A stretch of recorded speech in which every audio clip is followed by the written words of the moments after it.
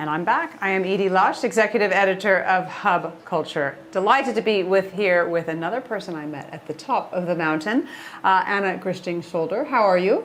I'm really well. Thank you for inviting me. Pleasure to have you. So we met listening to Yo-Yo Ma, which was a transformative experience.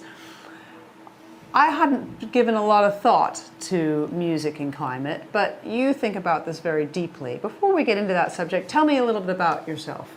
Yes, I'm an architect and urbanist. I call myself now a regenerative urbanist, but I'm also a musician, and I always thought I should choose between architecture and music. But the more I went forward, I continued both, and now I'm really trying to link architecture and music, and also music as a sort of transformative art, you know, how we can also use music to transform our relationship to nature. We've actually just had a DJ in here, and it's extraordinary when you think about the power of music to change people's feelings, to change how they think. Yes. It's rather extraordinary. How can it change how we think about the climate?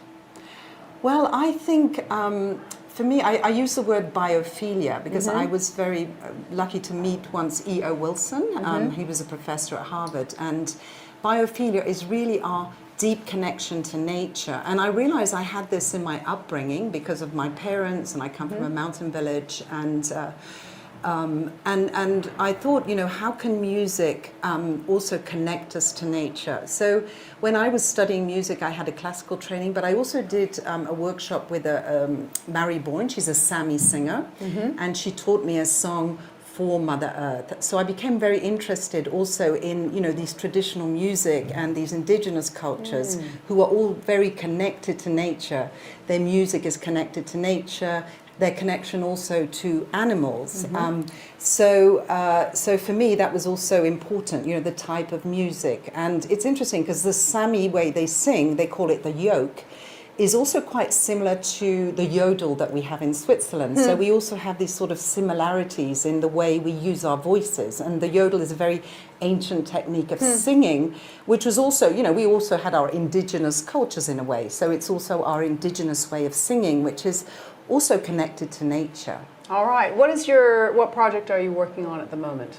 At the moment, in architecture and urbanism, I'm working on blue futures. So the blue is really looking at water, because water is really fundamental in everything we do and the way we urbanize. And because we've disregarded water in planning, we have a lot of flooding, and we see, and I was actually speaking to somebody today in Davos, I was really glad to learn this morning that we talk a lot about carbon all the time.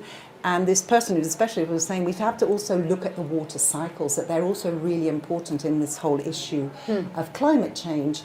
I began this when I was in Qatar. It's a desert, and people asked me to talk about green urbanism, and I thought I need to talk about the water, because without the water we don't have any green. So I started looking at the blue infrastructure, but then blue is also the relationship to the ocean, you know, and now we realize, because 80% of the you know, it's a blue planet. And we realize that the ocean is very important as well, and all the species, whether it's carbon capture, etc. So it's also this relationship to the ocean. And the blue is also, this was coined by Saatchi and Saatchi in 2007, 2008, so I didn't invent it. From green to blue, it's also this idea that we can't be passive, that we have to give back more to the planet and nature. So the blue is sort of going beyond the green. So I've just done a music project in Oman. We created a cultural bridge with the Swiss, we worked with the Swiss Embassy. And we also worked with some musicians in Oman. We did a performance at the Royal Opera House. So the theme there was blue. So the idea was we composed some music around water.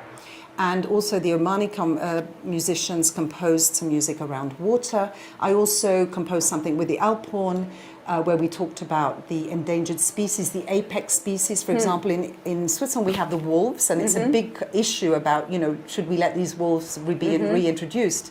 But we know that they regenerate nature if we do allow them to have their ecosystems. And in Oman they have Arabian leopards. So I also, you know, the idea is to bring these questions into the music, and then, you know, in the performances is to communicate these ideas through the music and the compositions. Extraordinary. Gosh, I'd love to hear some of the music. So, well, we'll have to get you back to play some of the music in here. Quite a lot of connection in this building, the HubCulture icon to regenerative. to connection with indigenous communities and music as well. Yes. So thank you so much, Anna, for stopping by the HubCulture Icon for our final evening show here in Davos. I'm Edie Lush. We'll be back with our final guest in just a moment.